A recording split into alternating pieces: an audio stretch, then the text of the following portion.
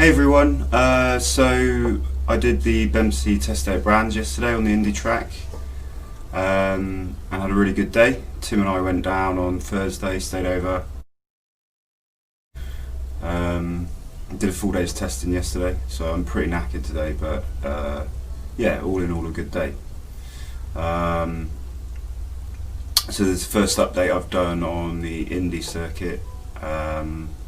My previous best was low 56, but I think I wasn't really doing myself justice when I did that, to be honest.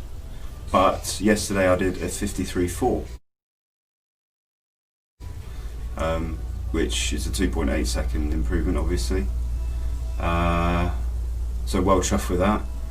And what made it sweeter was Tim and I've had this thing for the last few years, about 7 years I think it is, where he has done, he did a track day while I was on holiday in Portugal with an ex-girlfriend, and he just had the day of his life on his Ninja 636 that he had at the time. And he called me while I was in Portugal on my mobile, which at the time, you know, we had roaming charges and all that. And just to wind me up, he was telling me how he'd done a 54.5 second lap. I think it was 54.6 was what he'd estimated. It was calculated over a 3-lap average or something like that on a dodgy app that he'd never used and never used since. Anyway, there was this target there of a 54.6 on the Brands Indy for me to beat, and I think first session yesterday I came in and I'd done a 54.4, so we had that little moment in the garage of acknowledgement, Tim being annoyed but secretly underneath being happy for me, I think. Oh, stop fucking recording, you cunt. Yeah, no, I was well pleased with the 54, and I got down to a 53.4 actual lap time with an optimal lap time if you combine my best two sectors. Indy's short, so it's only 2 sectors, of a 53.09, so really not far off of 52, and I think I was probably capable of a 52 yesterday. My class was put in the group with the rookies, and that's rookies everywhere from rookie 1000 down all the way to the mini twin class. So I was out there with rookies on 70 horsepower bikes.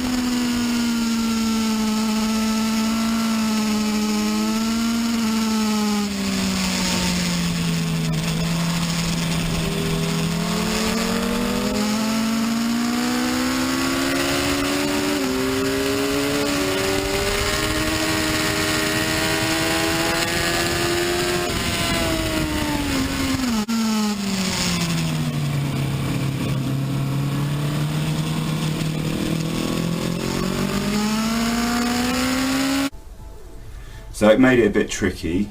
I didn't get many clean laps in. It was good for practicing overtaking. There'll be a couple of clips I'll put in.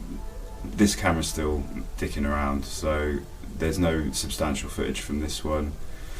I did manage to use my old camera, so I've got some crappy footage from that, which I'll put a little bit in, but it's not great.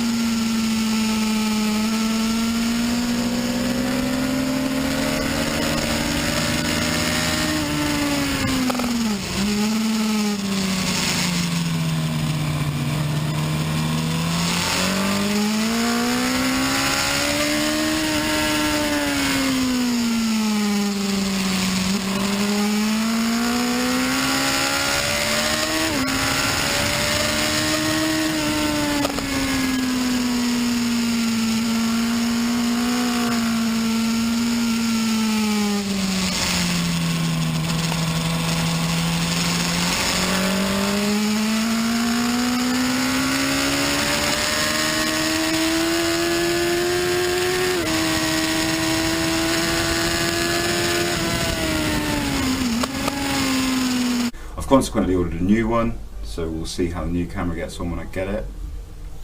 We did have a little trouble yesterday. I'll try and show you. Basically, during the morning sessions, she started to overheat, and there was steam pouring out one of the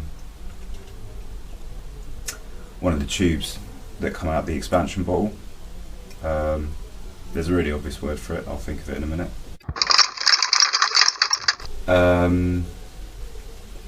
Breather, that's it. The breather tube that comes from the expansion bottle. There's steam pouring out of it. Turns out when we investigated it, it lost about half its coolant in evaporation out of the expansion bottle. I don't know how we managed to overheat it that much. It was a hot day yesterday. I think that combined with what I'll show you now, try and get you in there. Sorry, bit of a technical malfunction. Yeah, this radiator has seen better days. A lot of the cores are kind of incomplete and bent. So I think it's time for a new radiator. I've ordered one today.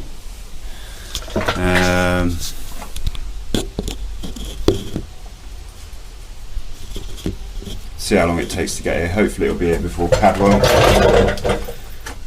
Predictably, there aren't any for this model in the UK. Loads for the pre-2002 and post-2003, which are the model years of this.